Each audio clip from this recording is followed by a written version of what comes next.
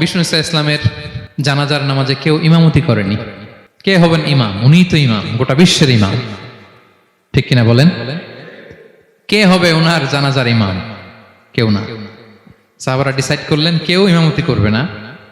5-7 জন করে দরজা দিয়ে, এই দরজা দিয়ে ঢুকে নিজেরা নিজেরা জানাজার নামাজ পড়ে ওদিক দিয়ে বের হয়ে যাচ্ছে। এইভাবে পুরা উম্মাহ, সব সাহাবারা নিজেরা নিজেরা জানাজার নামাজ পড়েছে।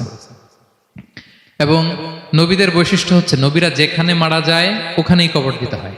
জানেন এটা? বিষ্ণু ইসলাম মারা গিয়েছিলেন আম্মাজান আয়েশা রাদিয়াল্লাহু তাআলা আনহার ঘরে, ফলে ওখানে বিষ্ণু ইসলামের কবর হয়েছে, ওখানেই কবর। এবং ওই কবর দেওয়ার পরেই, ওই কবর দেওয়া ঘরের ভেতরে আম্মাজান আয়েশা যতদিন, আয়েশা রাদিয়াল্লাহু তাআলা আনহা যতদিন বেঁচে ছিলেন ওখানেই ছিলেন, কবরের পাশে। এরপরে বাবা মারা গেলেন আবু বকর, বিষ্ণু ইসলামের পাশে কবর দেয়া হলো। বাবা আর স্বামীর পাশেই থাকলেন।